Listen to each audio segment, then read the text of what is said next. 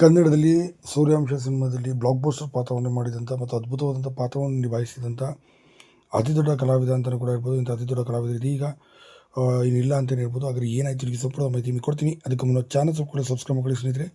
Kannada cinema ರಂಗದಲ್ಲಿ ತಮ್ಮದೇ ಆದಂಥ ರೀತಿಯಲ್ಲಿ ಛಾಪನ್ನು ಮೂಡಿಸಿ ದೊಡ್ಡ ಮಟ್ಟಿಗೆ ಹೆಸರು ಕೂಡ ಮಾಡಿದರು.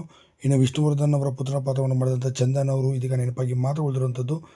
2000ನೇ ಇಸ್ವಿಯಲ್ಲಿ ಸಿನಿಮಾ ಮಾಡಿದ ನಂತರ ಎಲ್ಲೂ ಕೂಡ ಕಾಣಿಸಿರಲಿಲ್ಲ. ಬರೋಬ್ಬರಿ 27 ವರ್ಷದಿಂದ ಕೂಡ ಸಿನಿಮಾ ರಂಗದಲ್ಲಿ ದೂರವಾದಂಥ ಇವರು ಇತ್ತೀಚೆಗೆ ಒಂದು ಸಿನಿಮಾ ನೋಡೋಕ್ಕೆ ಅಂತ ಬೆಂಗಳೂರಿಗೆ ಬಂದಂಥ ಸಂದರ್ಭದಲ್ಲಿ ಒಬ್ಬರು ಯೂಟ್ಯೂಬರ್ ಒಬ್ಬರು ಗುರುಸಿ ಅವ್ರನ್ನ ಮಾತಾಡಿಸಿದರು.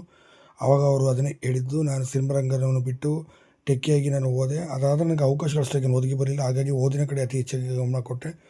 ಸದ್ಯೀಗ ಸಾಫ್ಟ್ವೇರ್ ಇಂಜಿನಿಯರ್ ಆಗಿ ನಾನು ಆಸ್ಟ್ರೇಲಿಯಾದಲ್ಲಿ ನಾನೀಗ ಕೆಲಸವನ್ನು ಮಾಡಿ ಪತ್ನಿ ಮತ್ತು ಮಕ್ಕಳ ಜೊತೆಗೆ ನೆಮ್ಮದಿ ಜೀವನ ಸಾಗಿಸಿದ್ದೇನೆ. ಕನ್ನಡ ಸಿನಿಮಾ ರಂಗದಂತೂ ಇವತ್ತಿನ ಸ್ಥಿತಿ ನಾನು ನೋಡಿದೆ.